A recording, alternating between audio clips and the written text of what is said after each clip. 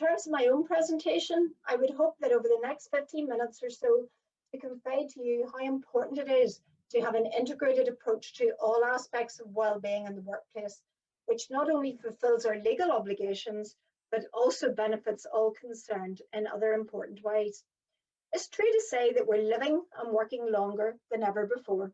There's no doubt that this has presented us with new challenges on many different levels, including the need for well-being at home and at work. So let's stop and think for a minute about well-being and have a look at this slide.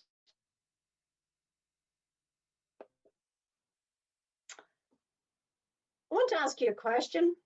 How's your well-being today? What does this slide say to you if we're thinking about well-being? Maybe it's a reflection of the amazing creation we have around us, or maybe like me, you just hate mice. Fine in nature, not so good when they get into your house like they did in mine a couple of years ago. But let's take the image and think about it in relation to the work environment. Does it say that things are all in balance? Lots of balls in the air, juggling beautifully, you're content where you are, and it's not taking too much out of you at all? Or do you think it represents a picture of just about hanging on, so much to do that you are literally grasping at straws? So many balls in the air that you're more at danger of being hit in the head as they drop, as opposed to ever keeping them going. You might have reached the top of your ladder, but you're in real danger of falling off due to work pressures and poor well-being. Well, well-being can be an individual matter as well as a term that can be applied to a population. It has three interacting areas or rings. You'll see this theme coming through in various slides that I have. But I would like to think about those rings in terms of three areas: your physical health, your mental health, and because in this case we're talking about the work environment, the working conditions that you're employed in. And if we think of well-being as being defined as a state of being with others, where human needs are met, where one can act meaningfully to pursue one's goals, and where one enjoys a satisfactory quality of life, we all want to be there. We want to be in that state of well-being. And it's important to realise that negative changes in any of these rings naturally threatens our well-being, or equally positive change can bring about greater feelings of well-being and achievement, all of which can affect how we interact with each other in the workplace. And when we talk about the health of workers, we often describe it as occupational health. Even this term can cause confusion, as people often take different meanings out of it. For example, medical staff in a workplace are always known as a way to go and see occupational health.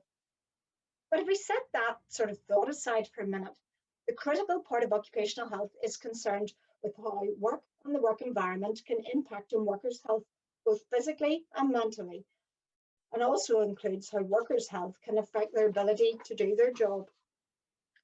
Putting it simply, it's about the effect of work on health and that of health and work. EW plus HW equals workforce well-being. So today, to fully benefit from all our investment in well-being, we're talking about a holistic approach. It's about workforce well-being, and we need to fully understand and embrace all aspects of it, so we not only fulfill and acknowledge our legal requirements, but also maximise the other benefits to the whole workforce. And in this approach, there are three key words that we need to understand and take full account of, and I'll be focusing through my talk on one of the words in particular. The first word is must. In health and safety law, there are things you must do to make sure your workers' health is not adversely affected by their work. Our daily language is comfortable about managing safety risks, whether it's at home or at work. Machines should be guarded. You should have safety devices in your lawnmower, circuit breakers, and your hedge clippers. We're comfortable about safety. But what about risks to health because of work? How comfortable are we about that? Surely it's not a big issue, really. Safety's the key. Let's stop and think about it a minute. Some of you may recall the Belfast Telegraph or the Irish News or the newsletter, and you're looking at job adverts. And say you wanted to be a welder, you trained to be a welder, something you really wanted to do. Job and skills in high demand, very important job. But what if those adverts that you're applying to told the real truth about what was likely to affect your health in years to come? If you really knew that welding involved a danger of death due to COPD, would you be keen to get the job? And that's because an employer didn't do their legal duty to manage your health in the workplace. And the person has a legal duty to comply with what an employer says, where they have introduced measures as well. Or what about, you always want to be an electrician? Oh, a lot of hard work to get there. You've worked hard, but you drill into a lot of walls. There's a lot of dust. What if there's asbestos in the dust and you didn't check with an asbestos register? What if your employer never talked to you about it or told you about the controls that need to be in place and there's a danger of death due to mesothelioma? And you sort of think, well, okay, but maybe I want to work with chemicals. I'm going to do cleaner. I'm going to be a cleaner or a housekeeper. There's actually a danger of asthma there due to breathing in lots of different chemicals without proper controls in place. And that's an area where we're seeing increasing problems in terms of occupational health coming forward. So it's important that the must, and the first word that I want to talk about, involves preventing physical and as well as that mental ill health as a result of business activities. The law requires steps to be taken to prevent or adequately control health risks. It's about risk assessment. There's no getting around it, and it needs to be applied to health in the same way as safety. Our health should not be damaged simply as a result of the job we chose to do when we finish our full-time education. And if we don't take this approach of managing health in the workplace, we can never achieve the well-being that we know can be so beneficial to all concerned. But just how big is the health issue at work in Northern Ireland? Sadly, in this country, if we take an average of 15 people a year maybe die as a result of work accidents, each person is one person too many. But when we look at health, what sort of stats are we talking about? Sadly, an estimated 355 people die every year in Northern Ireland as a result of past exposure to substances hazardous to health. And those are some of the figures there to give you an idea of how that's made up. And if we look at asthma, we mentioned asthma earlier. We know that in Northern Ireland, 146,000 adults receive treatment for asthma. But research has shown that 1 in 6 cases are due to the workplace. If you do your maths there, we're talking over 24,000 workers in Northern Ireland have asthma related to or made worse by the type of job they do. These are staggering statistics of how people's health is affected, and we need to take fully account of them when we talk about workforce well-being. The second word then is should. There are other things that you should do where workers have health conditions or disability, either work-related or not. This includes complying with equality legislation, for example, when supporting workers both in and returning to work. And the final word is could. There are things that you could do which are aimed at improving general health and well-being of workers. A lot of health promotion work falls into this area, and a lot of good work and well-being can be done in this, which is educational, practical, and helps provide further support and also protects the business. Very importantly, it can yield a real feeling of investment in you as a person, as well as providing additional benefits to a business in terms of employee loyalty and employee retention. Hopefully you agree with me that each of these rings has a role and a purpose, but I make no apology in saying that legally and morally, the prevention message needs to be given priority. It should be considered as a foundation to build off in order to give proper balance for effective well-being. There is absolutely no point in investing money in various health initiatives, for example, maybe Fresh Fruit Fridays, if we don't ensure adequate control of existing hazards that fundamentally affect someone's health. It's great that someone is eating healthily as a result of initiatives, but these pale into significance if we are damaging people's lungs on a daily basis because of the job they chose to do because of the job they do when they go back onto the workshop floor. A bit like our welder in the advert earlier. That EW value we talked about, that effective work and health, is completely within the employer's control, and there's a legal requirement to manage it. And I would just like to spend the last few minutes looking at the business rationale for doing so and managing it effectively. I naturally stand on a platform of a legal duty to prevent ill health. However, those same duties that are legally required shouldn't be viewed as a barrier or a cost to businesses, but actually enablers of workforce well-being. I don't have the time to go into it all today, but just take, for example, the management standards, which some of you may be familiar with already. These are a set of 6 indicators that are designed that you can work with to look at the effective prevention of work-related stress. But these same 6 indicators can actually be used as enablers of well-being, making the workplace a better place to work. Take for effective communication, for example, where all are fully engaged into the principles of it. It can actually improve workforce well-being, better relationships, productivity, contribution, and communication. Everybody wins. And if you think about it, effective communication is also very important in detecting early signs of mental ill health outside of work as well as in work. It's good to talk. But unfortunately, poor management of health risks has many costs associated with it. Let's just take the example of work-related stress a wee bit further. I'm not sure if you're aware, but 16,000 people in Northern Ireland report to suffer from stress, anxiety, or depression caused or made worse by work. You'll know them and I know them, and it's an awful place to be. And when you're there, you need help. And better still, it's prevented in the first place. But if we look at that in terms of working days lost, that's over 373,000 working days lost, or put it another way, 1,000 work years. And if we look at all of the costs associated with work-related health and ill health in Northern Ireland, the estimates put that at £238 million. That's a staggering loss to the Northern Ireland economy, as well as individual businesses. This is the raw cost of the must part of the occupational health model before you get into the costs associated with not taking action in the should or could rings. So hopefully you'll agree with me that there is a clear business rationale for managing workforce well-being if we consider the health of our workforce in terms of must, could, should rings. To be fully effective in progressing workforce well-being, we all need to work together. I'm sure you will hear from the other speakers, employees need to be fully brought on board with the process, be it the must, the should, or the could. They need to understand the necessity alongside the benefit to them as well as the business. Targeted education has a big part to play in it. It's important to learn from others where we can. It inspires new ideas, and there's definitely no point reinventing the wheel in well-being. We know the shape of it already. It's a destination that you're driving to that's the really important part. And when we talk about well-being, we automatically default to health. That's fair enough. But I would like to appeal to you to think about managing safety as part of the integration of all well-being work that you may be planning. When things go wrong from a safety point of view, it also has a very dramatic effect on our workforce well-being.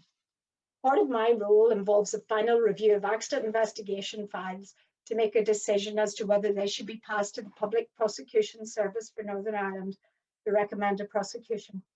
Even as health and safety professionals, reports of incidents where someone has lost their life in work still affect us all greatly.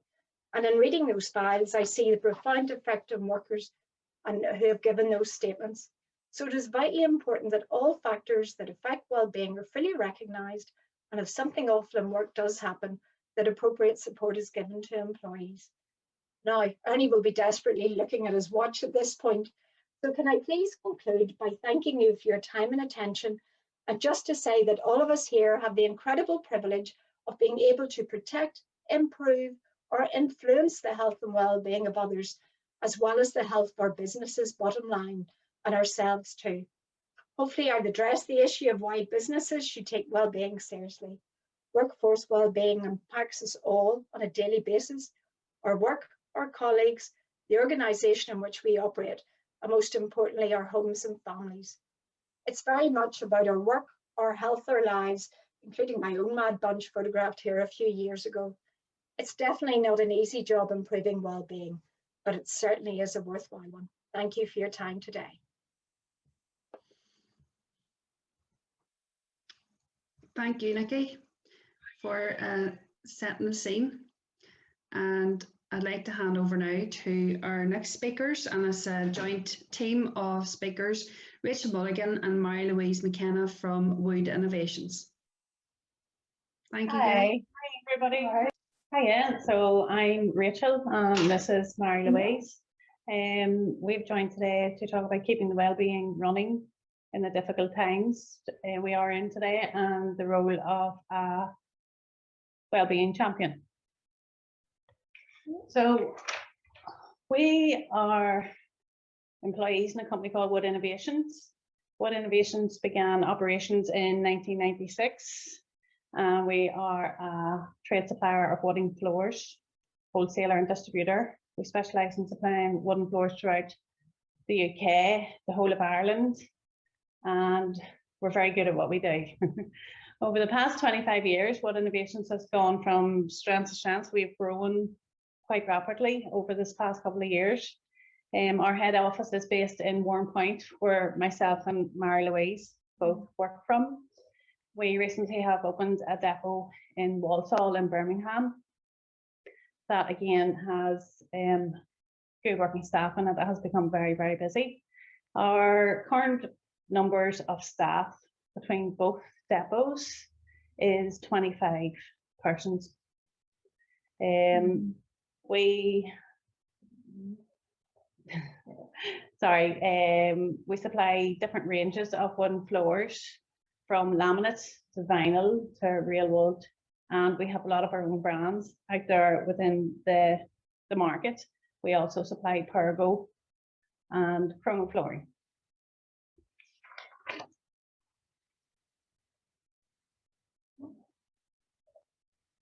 Sorry.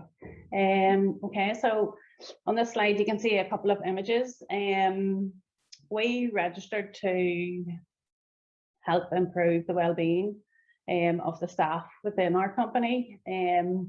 We have taken on board, and as you can see from the images, we've had a company walk that we all enjoyed so much, and the guys in the GB warehouse, they had a game of football between them. Why anybody else should register is the workplace health assessment tool is completely free. There's a bespoke 3-year action plan that is created based on the results of questionnaires filled in by the employees and the wellbeing survey. There's a real joint effort between the employees and the employers within Wood Innovations here to implement the action plan. We receive free supplies, training and support by the Work Well, Live Well team in Northern Ireland Chest and Stroke. We are committed to making this work within the company.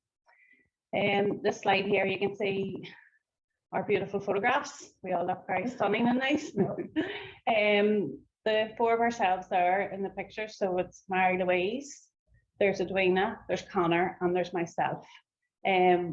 We took on the role of becoming the health champion within the company. We focus on trying to improve, we've tried to improve the eating habits as well as our mental well-being within the company.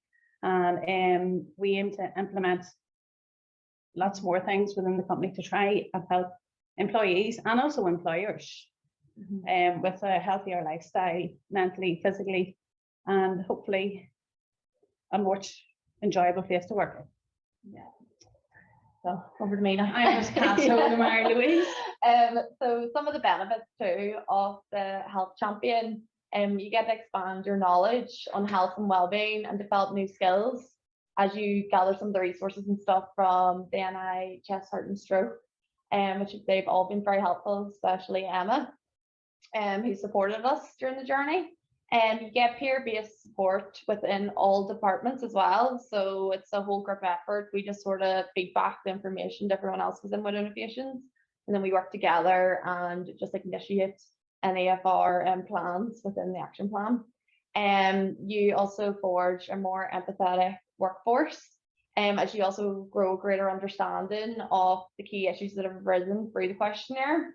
And then obviously, as I said, it's like a team effort and you get to work with everyone. You also get out of your comfort zone. All of our health champions are all from different departments. So we're all working together. Even like Rachel did in the presentation today, out of your comfort zone from being in sales.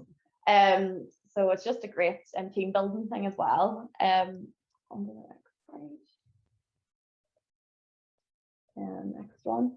So on this slide here is just a few things that we've already done. And we actually started our training on the 22nd of April this year. And we started on the 14th of June, actually planning everything and starting off. So our first thing we done was the Healthy Eating Week, which is actually still ongoing. But we done that in June, near the end, I believe, or the 14th of June, we actually started that. And on that Healthy Eating Week, we increased knowledge and awareness of nutrition, which was actually one of the top things to start on our action plan. Then our honesty box, we started that as well, where there's an honesty box in 2 of our kitchens, and you put money in, and we use that money to get a healthy eating basket in each kitchen as well for all employees. So you can see a picture above. We have juice and some Actimel, and we also get cereal bars because some people don't really like eating fruit. Just sort of to give them a better understanding too. We've also given the wee chart as well for nutrition. Within our WhatsApp group as well, all employee WhatsApp group between Walsall and Warren Point, we have just information we put in through the week as well on nutrition, just to make sure everyone feels sort of involved as well. Then we also done a 5-day step challenge, which we launched in June the last week. It was great. We got both places in Walsall and over here involved, and we had to do 17,500 steps for the warehouse staff and our sales reps. Then the office staff just had 10,000 each day, and we totaled that throughout the week. And then you had to put in £5 if you wanted to get involved, and the 2 people who won at the end just half the money. So it was great just to get everyone involved, and everyone sent in the pictures to our WhatsApp group as well. Our time to talk, which occurs monthly, it's the first Wednesday of each week. We sort of discuss, sit down together in different departments, mix them sometimes, and just discuss about mental health. And one of our themes we had stuff in from Aware, and then this month we done our 5 steps to wellbeing.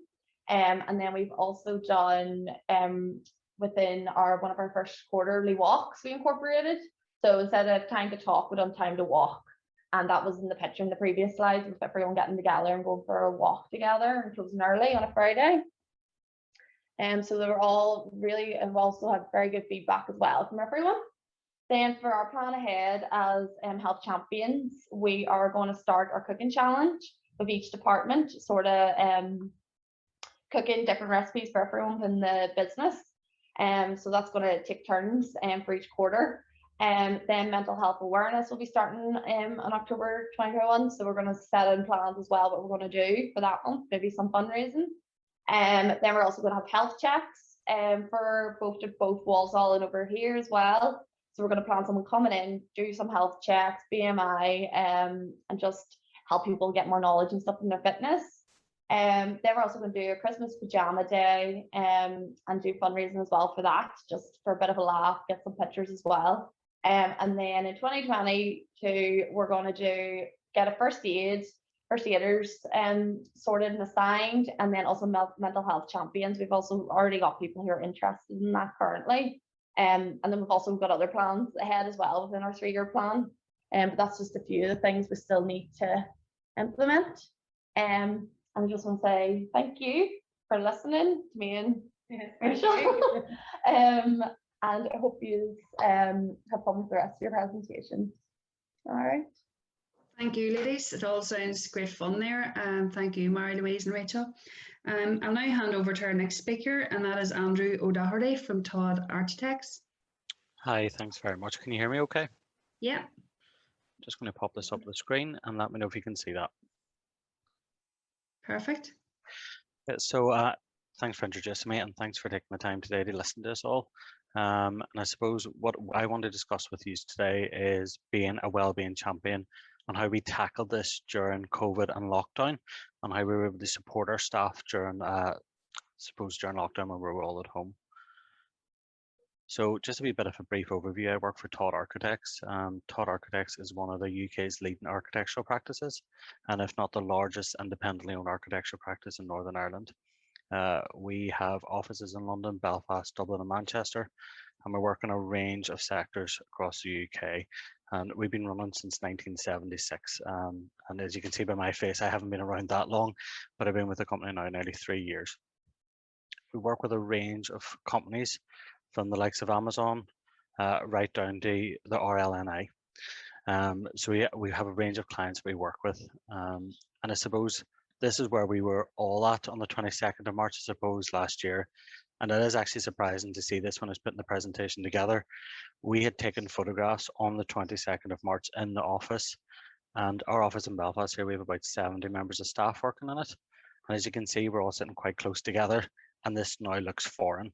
So overnight, we went from having 4 offices around the UK to having 80 offices. And we adaptedly named each of the offices after the area that we lived in. So there was the Rosetta office, there was the Tates Avenue office, and we had some offices in Fermanagh as well for the first time. And the main thing that we made sure was, how do we keep ourselves together when we were so far apart? We were lucky that we'd started using Teams quite lightly before the pandemic took hold. But then we tried to modify it that it became a social hub, almost like our own Facebook for the office. A place for us to interact, to share ideas, and just things to keep morale up in the office. So we had a page called the Smile a Day where everyone put up things that they thought were funny to share around the office. And we'd broken this up into each individual offices as well as our working groups as well. So we were lucky enough just before lockdown to have taken part in the Chest, Heart and Stroke Personal Health and Wellbeing report for the office. And during this, we were able to set a benchmark on our office to figure out the things that our employees really were looking to improve upon. And this went from physical activity, nutrition, sleep, health checks, smoking, alcohol, drugs, and conditions. So it was just a range of issues that let us set a baseline to know our office. So it let us know what their wants and needs were and how we could go around improving health and well-being. Then that stepped on to providing guidance. So we're able to participate in the health champion training with Chest, Heart and Stroke, as well as the mental health first aider course. And that gave us the training and the signposting that we were able to set up a tangible set of goals to achieve and to improve upon the results that we got from the survey. And it gave us real life feedback and results to help improve our staff morale, physical health and well-being during probably the most difficult part of any businesses in the last decade. So we all took part, 4 of us took part on the health champion training, which was a full day's training. And it was based around the World Health Organization Healthy Workplace model. And this we thought was very interesting because it was set out 4 goal points to improve the leadership and engagement, but then how that feeds back to your staff below. And out of that, we were able to set up our health and wellbeing group. And we try to focus our health and wellbeing group into the 4 main pillars of what we seen and what we were guided on as key items to help improve people's health and well-being. So it wasn't just about diet, but it was also how people exercise more, socialize, and how people relax. And this fed quite well into our 4 quarters. We tried to do things in quarters, small tangible chunks throughout the year. So during the first quarter, we focused on eat. On the second quarter, we focused on move. Third quarter was social, and the fourth was relax. And we want to discard the idea of fad diets, quick fit exercise programs, but do a structured approach to identifying lifestyle initiatives and opportunities to improve people's health and well-being over a full year. This set us up to do an events and initiatives program. So we're able to take it into small chunks that was easy to communicate with our staff digitally. These are a few initiatives that we did. So the first thing that we did was a pounds for pounds challenge for chest, heart and stroke. And that was during our EAT quarter. So during that quarter, we had people coming in and giving us nutritional talks via Teams and Zoom. And what we did was we got people signed up to donate £1 for every £1 that they lost, and to share recipe ideas and things that they had done to improve their weight during that period and how to eat better. We followed that quickly by My Virtual Mission, which is a bit like a Strava account, which allows everyone in the office to do a virtual tour, a virtual run. So when we're able to get out for that 1 hour a day back in March, June last year, we did a virtual tour around all of our offices. So we had a digital map that everyone contributed to get our mileage up. And we actually ended up running almost 3 loops around the UK and raising money again for chest, heart and stroke. We also then put out flyers for the likes of the Trussell Trust during the Christmas period on how we could donate food to those who were less well off or lucky than we are. And I suppose that was one of the main importance of the health and wellbeing, was how do you give back through doing all of this. So every quarter we tied up with a charity partner to make sure that we were benefiting for something, but we're also providing benefit to other people as well. And that's a big part of improving the mental health awareness, is actually giving makes you feel better as well. We did a big social distancing quiz. So we got a quiz master to come in to do a digital mobile phone quiz with us.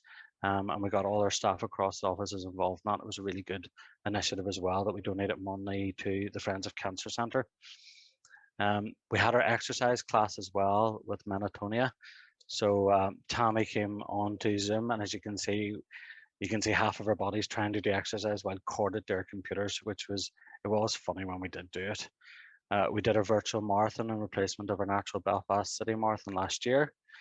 We got Vital Nutrition to come in as well, and we are continuing to get those in to give us chats about how to improve our health and what food improves our mood. And this was all done digitally from Teams. We had a cocktail making class, and I suppose this probably undoes all the good that we had done before, but it was a social aspect, because the importance of not being lonely during the pandemic was quite important. While people were confined to a small 1-bedroom, a dust cupboard sometimes, to work all day. So we had a cocktail making course, which was that went on a very good treat. And then we also got a person in the office to be trained as a mental health first aider, and being able to provide signposts to the people, both digitally and now as we return back to the office. And as I said before, we did the Trussell Trust collection over the Christmas period. And a lot of the initiatives that we had done over this period, now that we are back returning to the office, we're going to keep, and we're going to do as a mix of a hybrid of both digital and in person. And I suppose this is where things now are starting to come back to normal, and we've gone from this idea of having 4 offices to thinking ourselves as one entity. And this was all through the use of digital technology during lockdown, that we realized no matter where we were, all the 4 offices were actually just one in reality. And we now got an ice cream machine to come around to celebrate us joining back to the office. My presentation was very quick and succinct, and hopefully within the 5 minutes that Ernie asked. But I'll take any questions at the end if you're happy. Thank you very much, Andrew. That was great. There's definitely some plenty of ideas there to keep us all thinking what we can do ourselves. Thank you once again. Thank you. Our next speaker is John Harkin, who is CEO from Alchemy Tech. Good afternoon, John. I'll hand over to you. Hey, good afternoon, Wendy. Thanks everybody for the opportunity to talk. My job today is to talk a little bit about the view from the boardroom on this really important topic. A little bit of background. Alchemy, we just passed our 3rd birthday, so we're a very young company. Our average age of staff is probably around 25, 26 years old. We bring a lot of graduates into the insurance industry, mostly around technology and implementing new digital systems as part of the transformation of the insurance industry, but also just to bring fresh talent into an industry that's somewhat got an aging community and needs that innovation and youth and energy that brings. Also, you know, focusing here in the northwest of Northern Ireland, it was really a big focus to help with the socioeconomic recovery, allow people to stay close to their family and friends and the homes they loved, and have fulfilling careers in an exciting industry using their technology and business knowledge. So there is a sort of bigger purpose, and it creates a win-win for the industry and the local community and the people and their families. And that was a very strong ethos. My investors all have a connection back to Northern Ireland, and have a very strong commitment to driving, you know, a real change. It's also a bit of an experiment where we felt there is a right way to set up a company, and that it can be very, very successful if you do it properly and well in their work, both physically and physically. And so that was a part of what we were trying to do. So I welcome this opportunity to talk a little bit about this important topic. I would say our view of well-being is holistic in nature. The other speakers have a lot of the detail behind what that means, but I think it's really important to set the context for what we meant by that. We only have one offering. They are customers. We don't have any products. We just have our people, and so investing in our people is absolutely critical. So many companies can talk about investing in their people and the importance of their people, but they balance that against their product. We don't have that dilemma. We don't produce the software that we implement. That's other partners do that. We partner with the companies that write and develop the products. We focus on implementation, and to do that, we need people, and that's where we've developed our expertise. So we look at the next slide, please, Ernie. I mean, fundamentally, we're looking across these 5 pillars. We're looking at the thinking and the behavior of our people, the physical well-being, the mental well-being, importantly, their financial well-being. I'll talk a little bit about that. We've got a very clear model about how we want to look after our people that work hard and earn hard. And maybe earning large amounts of money over a short period of time, and we want them to address how they use that money and take care of it. And then diversity and inclusion, we think that's really important for our business to have the right mix, to create the right working environment for well-being. I'm going to focus a little bit on culture first, because we believe the culture of our business, we know the culture of our business is the resting place for all of these pillars. Engagement with our staff and involvement in how the company is run and how we treat each other is really important. And so we've put a lot of energy into the culture of the business.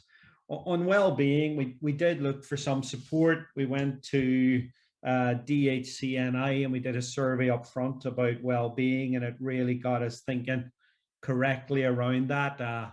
My initial idea that we ran for a couple of months in the first year of Donut Fridays was quickly kicked into touch, to the disappointment of some people, but for their well-being, we did introduce what Nikki mentioned, which was Fresh Fruit Fridays.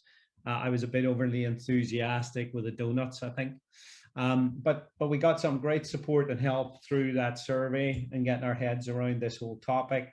And also with the Work Well and Live Well program, around the sorts of courses and webinars and signposting as the real experts in the field.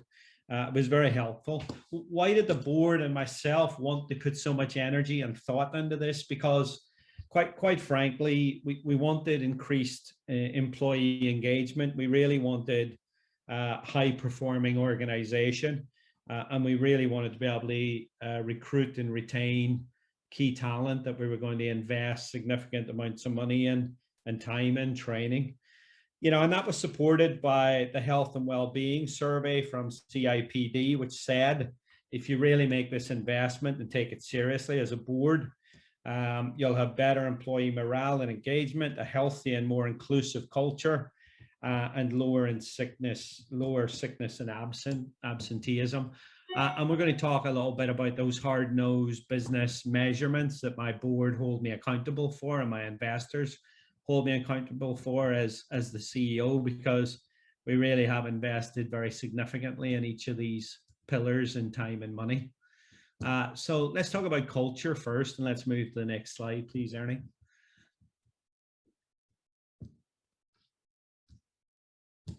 So we introduced a tool that has over 40 years research behind it, because we wanted a language and a way of depicting our culture, particularly around behaviors and thinking, because at the heart of mental health and stress and strain in the business and the way people treat each other, this behavior and thinking style is critical. This picture is painted through some questionnaires that each and every employee fills in as part of their academy introduction to the business.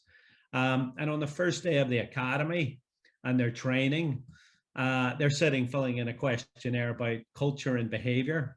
The tool sort of represents a nice language, which has now become common use within Alchemy, to talk about how we treat each other.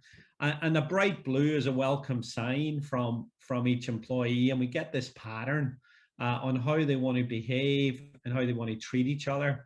And if you look at that, it's depicted as constructive styles, you know, focusing on achievement, focusing on self-actualization, which is being the best version of themselves they can be, which is one of our very strong themes in the business. Humanistic encouraging is about coaching and mentoring, and affiliation is about communication and relationships. And some of the other speakers have talked about these absolutely critical areas, particularly around communication and knowledge sharing. The other two are really red and green, are very defensive behavioral patterns, fight and flight. The fight side, the red, is aggressive defensive behaviors around internal competition, power and control, overly aggressive questioning and oppositional behavior, and too much focus on perfectionism to the point where it stresses people out. And the other side is really the flight, where people hide away. And some of those behaviors you probably have seen, where people don't engage and speak up, and they're worried about the rules, and they're worried about getting things wrong, and they avoid some of the topics like mental health, which is a very strong topic. And we have a number of forums in the business for men and women separately if they want, as well as mixed forums around mental health, where people can really talk about it, which, when you think about Alchemy, we've been around 3 years. 18 months of those 3 years has been spent in lockdown. You know, Andrew talked very eloquently about many of the activities that his company did in order to address that.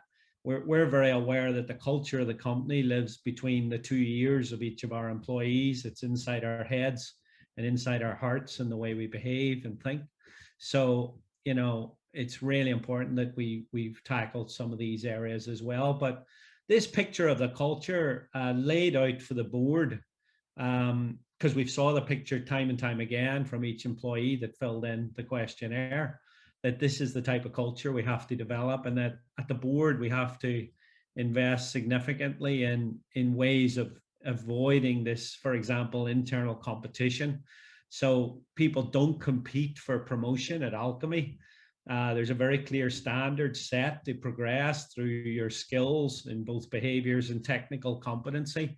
And you get presenting on a quarterly basis when you're ready to that board of promotion, your own case with your mentor and your coach around how you're getting ready to take on the bigger role. And of course, the way we've designed the company is we can promote as many people as we can get to that level of competency, because our customers want experienced and more senior people more than the junior people. So it's a very straightforward financial model for us. We can charge more, we can pay more, and the company and clients are all benefit as long as the standards maintained. But it does avoid that internal competition and encourages collaboration, which we think this model emphasizes and really pushes in our organization. And you'll see the results later about how that's played out in the piece. That's all I'll say a little bit about that. We're using other tools as people progress to help them understand their thinking style. And we do see traces of this inherited trauma that we talk about now, so importantly, that DHC have brought up on the radar for us, where from generation to generation we can see the mental trauma and how that manifests itself. And we've seen it manifest itself in like a self-sabotage type behavior of our staff, where they could undermine their own futures and they don't have as big a vision for themselves as we might have. So we work very hard through our mentoring program about that. So if we could move to the next slide, Ernie, that'd be great. So our mentoring program sort of replaces any concept of middle management. We don't have middle management at Alchemy. We have lots of projects that people work on, so they have project managers. But what we look for in the mentor is someone who looks across their entire behavior, performance, career, and most importantly, their well-being. And so we spend a lot of time about fixed thinking and adaptive thinking, fixed and growth mindset, as we call it, the parent, adult, child type model behaviors, the drama triangle, which I'm sure you all have heard of from transactional analysis, and how we create a drama when we face crises in life. Levels of adult development are really important. You know, we forget that we all know the difference between an infant and a teenager, but we forget that adults go through another 5 or 6 levels of development, from things like opportunists through to the ultimate level of adult development, which happens to, on most models, be called the alchemist or the magician.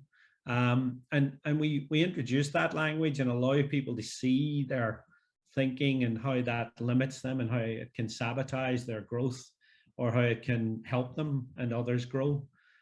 We talk about coaching strategies and how to manage relationships. So fundamentally, this is our investment on a daily basis, really, for our people while we go about their jobs. We don't think it should be a separate program. We think it has to be integrated to how people behave on a daily basis. So Ernie, the next slide, please. Sorry, I'm just mindful to get through in 10 minutes, and I'll take questions at the end if there are any. So we talk about each of these pillars. You know, we really think we've got to work on all these areas together ongoingly. On mental health, as I mentioned briefly, we have a men's forum and a women's forum. We've had mental health awareness efforts. We've had a mental health awareness week. We get a lot of help again from DHC on how we can do this and how we can move this conversation forward. On the physical health, we do all the obvious things. Obviously, we've got sessions on yoga and mindfulness and early morning exercise groups, but also it's the longer term strategies that the coach talks about, you know, getting people out walking in nature and everything else that other companies are doing also, but we think it's really important. One that we think we push quite hard and train our people in is financial health and financial well-being. We really take that very seriously, and we're now piloting with the credit unions of Ireland a sort of long-term saving habit and how people manage their money and get them into the right habit young. We're hiring a lot of people in their very early 20s, and we want to influence that. And our salary scale is very competitive on the global stage, so it's typically a bit higher than you get paid in Northern Ireland normally. So we want people to use that money wisely and build themselves a foundation so they don't have the typical financial worries many people can get themselves in. Then again, this is where we see the saboteur present themselves. We're doing practical things like a company card that doesn't have them have to pay off any travel expenses. We just load it up and look after their expenses and things so they don't get themselves into difficulties there. And lots of things around that topic that we can do. And then also we work on diversity and some of the gender issues. We've had lots of data through our HR director, Anne, who really helps us understand the diversity issues. We started with simple gender, men and women. In technology, it's obvious we've got to put a real effort into having a balanced workforce. We're at just under 30% females to male ratio, which is very healthy in our industry, but obviously we can do better. There's no reason why it shouldn't be evenly balanced. But in some of the surveys we saw, we noticed that men had a propensity and were more geared towards thinking about the financial side of their pensions and things. And I guess that's part of how we bring people up and educate them, but we've really been addressing that. but we've extended that now around diversity and inclusion, race, LGBT plus, and disability and things, and people on the mental health scale. We've got quite a mix of different people with different challenges that all perform superbly well in our company, and we're really proud of that. But we think very practically on the diversity that it creates a better workplace, and a more balanced workplace.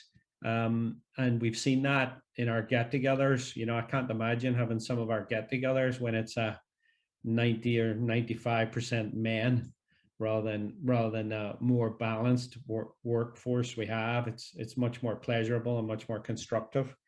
So I was just going to talk a little bit then about the last slide just before I finish up. What's all this resulted in, and has the board been happy with our investment in time and money? Well, we decided to go for best places to work in this, our third year. And we've had wonderful results. We've number 29, top 30 of best places to work in the UK as voted for by our employees. We're at about 140 plus employees at the moment.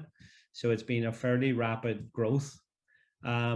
We've also scored number 11 in best places to work for women.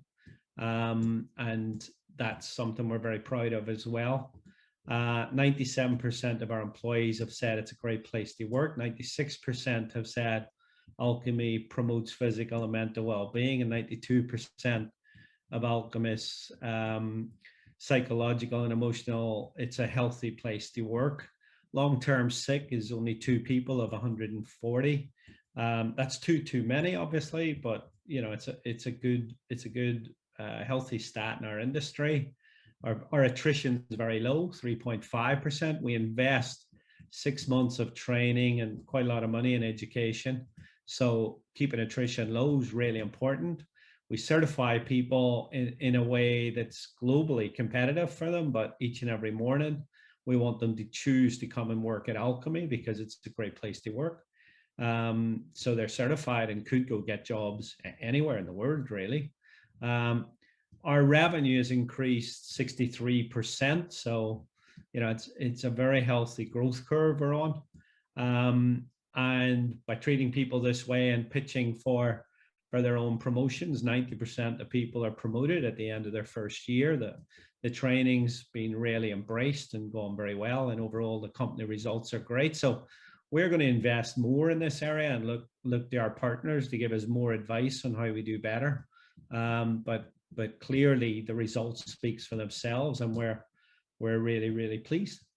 That's the end of my presentation. Thanks. I think I'm just about a couple of minutes over. Sorry about that, Emily. You're all right, Don. Thank you very much. It's very insightful to see for such a young company to be doing so well. So thank you again. Our last presenter today is Aisling Conway from Senior People Manager at Braidwater. So I'll hand over to you, Aisling. Thank you, Wendy.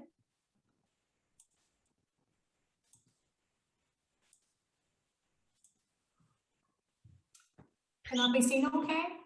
Yep, perfect. Okay, so thank you for having me today. I am the Senior People Manager with the Braidwater Group, and I've been in post just over 1 year with Braidwater. So for those that aren't familiar with the company, we are a construction company, and we go under the umbrella Braidwater Group, and it's split into 2 different companies. So we have Braidwater Limited, which is the construction of private housing, and BW Homes and Construction, which predominantly looks after the construction of social housing. We are headquartered in Eglinton, which is not so far outside of Derry, and we operate on many different sites across the Northwest and the Greater Belfast area. We currently employ about 100 people directly, and there's probably a good 50-50 split there between site-based staff and office support staff. And then we have probably up to 1,000 subcontractors then working for us as well. So it was my predecessor who worked with developing healthy communities for many years through various different programs. And I know a lot of work was done under the Work Well, Live Well programme. So my predecessor would have worked with Sabrina from the group, and initially would have had a consultation to understand our business. And with her support in 2018, we carried out a wellbeing survey to identify sort of the main issues facing our staff. This then allowed them obviously to summarise some of the key findings, and with the support, with the partnership support, they developed an action plan then. So the focus at that time was predominantly on managing mental health, promoting women in construction, and healthy eating. So a number of health promotion activities were organised then over the course of the year, and quite similar to what we've been hearing already from some of the other presenters. So we would have had meditation and mindfulness sessions, the fruit supply. Biggest differentiator there, we had it on a Monday morning. Everybody had good intentions on a Monday, and a bit like John, maybe the sweet stuff came on the Friday. A number of awareness sessions on cancer, suicide awareness. We always made a huge deal out of International Women's Day, because trying to push the women in construction piece. And then just ongoing reward and recognition events. So we also, through partnering with developing healthy communities, would have trained individuals to be the workplace health champions, which you would have heard others talk about today. Also training up people on mental health first aid, and running annual health clinics, or MOTs as we would have liked to call them. And this is something that we continue to partner with Sabrina for. So they're like MOTs, and we would set clinics up at each of our construction sites, and the guys would come in and they would have their blood pressure checked, their glucose levels, their cholesterol levels, and things like that. And the feedback really has been great from those. So, as I say, I joined Braidwater during the pandemic last year, and when I joined, there was a great focus and passion really from the directors on employee wellbeing. We really wanted to provide the tools and advice to be able to assist teams operating in this sort of new environment. Staff safety, obviously, and peace of mind were really the priorities for us. So I wanted to take you through some of the initiatives that we introduced during the pandemic last year. So naturally, we had to step up our communications. So we enhanced our communications. Typically in the first 6 months of the pandemic, it was quite site specific, obviously advising on guidelines on keeping safe, and it turned into an almost weekly as the rules and guidance changed. We created an initiative flyer to all staff that was sent to the home addresses on minding their mental health during COVID. For example, looking at things like limiting screen time, whether that's on your phone or on the TV, connecting with other people, talking about your feelings, getting active and getting outside. And we also included some helpline signposting for people that were experiencing poor mental health. We also issued home working guidelines for our support and office-based staff. And really that was to emphasise sort of the key work practices expected, and to ensure that staff were managing their time effectively and that their well-being remains sound. We issued guidance to our managers on how to manage remote teams. Obviously this was new to everybody, and we wanted to ensure that staff still felt part of the team, know what their purpose was, where they fitted into the organisation, and provide some assurances around job security, because if you recall, probably summertime last year, there was so much chat about, well, every industry, but construction in particular, when they shut it down in the south, etc. So providing some job security, and then obviously maintaining a physical connection to the office or to the business. We have a number of mental health first aiders trained as well, and last year we actually increased the number of mental health first aiders, and you can see on the slide there we would have created posters to go around sites and to have in the sort of communal areas, and we would also provide stickers to on hard hats, especially on construction sites, so the mental health first aiders could easily be identified in a time of need. So it's something you would typically see on sites, a green helmet for first aiders. But so we put on the addition of a mental health first aid sticker, so that went down quite well. We also focused a number of our toolbox talks on mental health, and some of those included showing videos which were dramatizations of people experiencing poor mental health on a construction site, and they were very much relatable, and we had really good feedback from that. In early January this year, we sent out a remote working survey to our office and support-based staff. That's whenever we had, goodness, it was like another lockdown, circuit breaker, whatever you want to call it. The cases went back up again, and we thought we mightn't get back to the office for a while. So we carried out a remote working survey then, and the findings from that came back that people were struggling with social isolation and also communicating with the co-workers. So those were the two things that we learned from that survey. So I suggested a number of employee engagement initiatives and asked staff, went back out then and asked staff to vote for what they liked the idea of. So as a result of that, we introduced virtual coffee breaks, which was, what it looked like was 15 minutes in your calendar. It was a random selection of people chosen, perhaps once to twice per week. And we would have had our mental health first aiders host the call, if you like, or chair it. And it was just a natural way of catching up, the same way you would have social interaction in your office if you were there. You can discuss anything from what was for dinner last night, a Netflix series they were talking about, or introducing their pets on the screen, just the usual office kind of lunchroom chat. And the feedback from that was brilliant.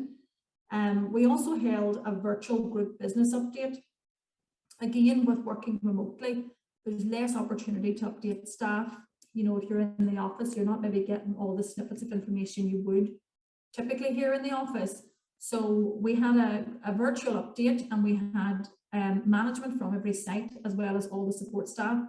And we had updates from all different departments and from each site. And it was also another opportunity for people to see faces they hadn't seen in quite a while. We recorded that session as well and emailed it out to personal email addresses of our site staff that obviously weren't able to get away and watch it at the time. In March, the girls at the beginning mentioned they had a step challenge. So we took the whole of March for a step challenge, and it was something quite new to us. We included office staff and site staff, and it was really great for employee engagement. I kept a scoreboard, and each week step counts were sent across to myself, and the scoreboards went out each week. And after the 4 weeks, we had a virtual prize giving, individual prizes for site staff. Obviously they're on their feet all day, and then for the support staff, and then best selfies and things like that. It really obviously encouraged movement and keeping people active, but also got a lot of engagement in terms of, you know, competitive spirit and a bit of banter and things like that. On that theme, also this year we set up the Braidwater Ramblers. So what we done there was small groups on a Friday afternoon, having socially distanced walks in local forest parks, taking along a bit of a picnic, and it was a chance for people to really catch up with colleagues again after not physically seeing them for many months. Just another opportunity to connect and obviously have a Friday afternoon off. And the biggest thing for us is not creating an us and them, you know, so office staff get all the nice things, site just have to keep working. We really try to incorporate both and factored in the time off for the sites as well then. We also introduced an employee assistance program through Health Shield, which was a new employee wellbeing benefit. And I'll give you a very high level overview of what that included in the next slide. And just something else to note here, we have chosen to pay full pay for staff that have to isolate as a result of COVID-19. And we've been doing that since the very start. We wanted to remove any financial worry or burdens or anxieties that came along with that for staff, and that has went down very well.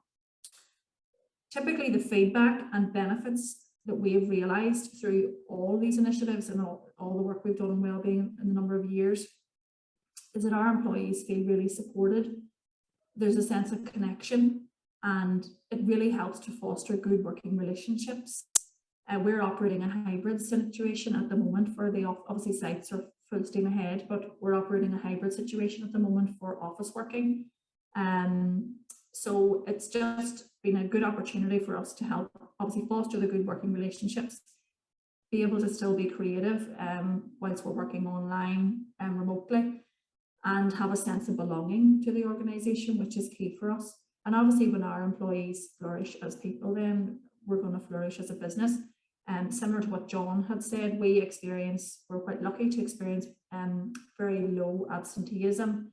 sickness absence is very low, and also low levels of employee turnover. So just a bit of information on the Health Shield benefit if people were interested. So this benefit is in two parts. So the first part is 24/7 support. So our staff, we pay, there's certain levels, and we pay for them to have 24/7 access to a counselling and support line, which is like an employee assistance program. It covers everything from legal and financial, personal issues, anything at all. They also have access to GP anytime, and this was one in particular that went down really well when this program was launched last year. Because as anybody knows, when you phone your GP currently, it's, you know, I can't see you for 2 weeks, or we're not seeing you, or go to A&E or whatever. So this is a direct access to a doctor. They can do phone or video chat, and prescriptions can be sent to an employee's door. And we've had great usage on this as well, and good feedback. As part of that benefit, there's also a wellbeing app, which is an NHS approved app, and that's typically a lot of things for helping employees monitor and improve their mental health. It'll include different meditation guidelines. Some of the site staff now did sort of turn their nose up at it. It's hard to kind of break that stigma, but it's been useful for some. There's different, you can do an assessment of your own health and lifestyle online. You can get assistance with your nutrition, fitness programs, and it all comes with video guides as well. So it's really good. And also a perks reward scheme, so you can get money off big brands and things like that. And then the second element of that plan is a cashback plan, where employees can receive a certain amount of cashback on routine, say for example, dental or optical appointments, or if they've seen a physiotherapist, they can claim so much of that money back, and it's in their account within like 3 days of their claim. So that's something we introduced last year, and it really has went down as a treat. We get some claims, we get usage feedback reports from them, and that it's been widely used and people are very happy with it. So I just thought I would add that one in. But that's me. Happy to take any questions if anybody has. Thank you, Aisling. That's great. It's very informative, and I know you've been very busy. It's hard to keep in touch with everybody over lockdown. I think the benefit we've all learned a lot about Zoom and Teams and everything, so it's making it easier to connect as well.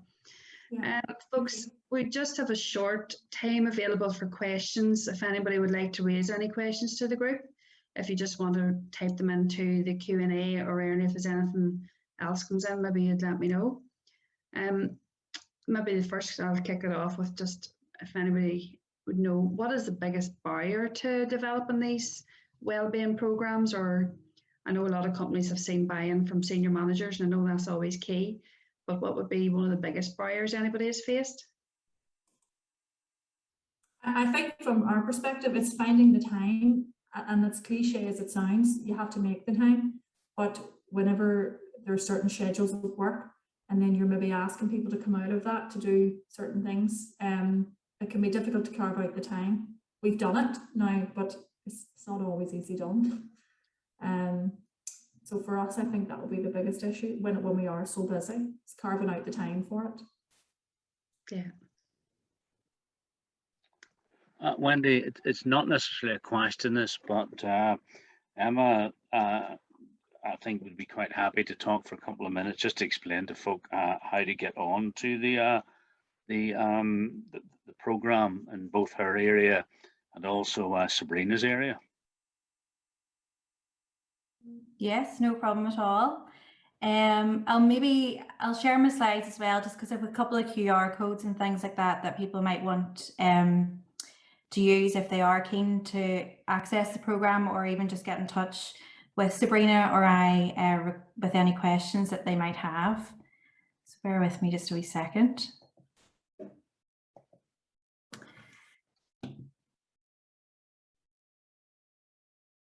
I'll just go straight to the sign up bit here. But as I go through, I suppose more just on how to read, I would like to say a huge thank you to everyone that did a presentation today, especially really insightful to see what's going on in relation to workplace health and wellbeing, and especially over a very difficult time for businesses across Northern Ireland as well. So that's been lovely to see from both Northern Ireland Chest Heart and Strokes part, and also developing healthy communities. So if you have been sitting today and are particularly interested or want to find out more, up on the screen there, we've got QR codes both for Northern Ireland Chest Heart and Stroke and developing healthy communities.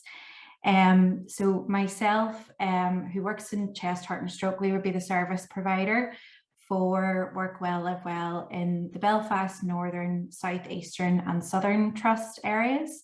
And then Sabrina, who's also on the call, is the service provider through developing healthy communities in the West. And I'll also maybe pop these links just into the chat if that's easier for anyone, and that'll take you straight through to our registration of interest forms. But I should say I had a bit of a presentation plan, but all of the people that have provided today have nicely summed up Work Well, Live Well from the business point of view. All I wanted to also highlight, kind of going back to Nikki's presentation at the start, Work Well, Live Well is also evidence-based. It's a holistic continual improvement process, and based on the World Health Organization's healthy workplace model, which you would have seen in Andrew's slides. And in terms of the areas that we would cover, or the 4 avenues and areas of influence of health, and completely agree with Nikki that ideally they all are very much connected together. So whatever we can do to support health and well-being within the business, whether that is through leadership engagement, bringing employees with us from a bottom-up approach, to kind of look forward, no matter if it is for people on site or working from home or in the office. There's lots that we are able to do to be able to provide that. And hopefully, Ernie, that gives a wee bit of time for questions as well. Thank you, Emma, and providing that information for us. We have one question that has come up on the Q&A, and that is from Kathy. Can you recommend approach to tackling mental health issues within a completely male workforce?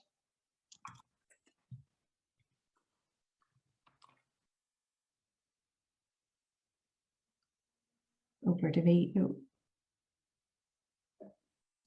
Can I jump in and just say, you know, with 70% of our workforce is male, we actually have taken the initiative to set up a forum for discussion amongst the men only. And I would say, having sat in on those, it's extremely constructive and enlightening. I think the men have been very open and candid, and have embraced it. It was awkward at first, but if it's a regular thing, people dip in and out of it. They don't attend every time. But I would say, I think we all know the old adage about talking about these issues is the beginning of a way forward. That's when people can be pointed in the right direction of the services we offer for support and well-being, and the counselling services, etc. But you know, just getting the guys to start to talk about it, I think, is absolutely critical.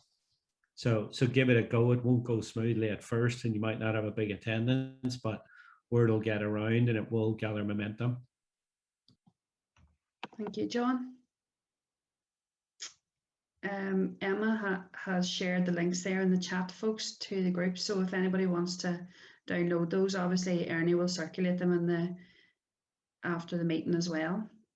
If anybody else has any questions, Ernie, if you had come in any other way, or? Wendy, no, there's none come in on the chat, so I think that's us looking to close up. No worries. Listen, thank you once again for everybody for taking part. It's been really good, and I know ourselves and our own business, we're working with Sabrina for a long time now, and they're always able to answer questions. So feel free to give either Emma or Sabrina an email and contact them. If you have any colleagues that you think would benefit from watching the webinar, you can find it will be uploaded onto the website now in the next couple of days. It usually takes a couple of days for the recording to be downloaded and uploaded, but and then Ernie will circulate the list as also. just a quick update too, just we mentioned earlier, next Monday's webinar is when Barrister Ronan Daly will talk about how a judge operates in the courtroom. So if you want to go onto the website, you can download the link to book that. And thanks again to everybody for joining us, and stay safe, stay healthy, and good afternoon. Thank you.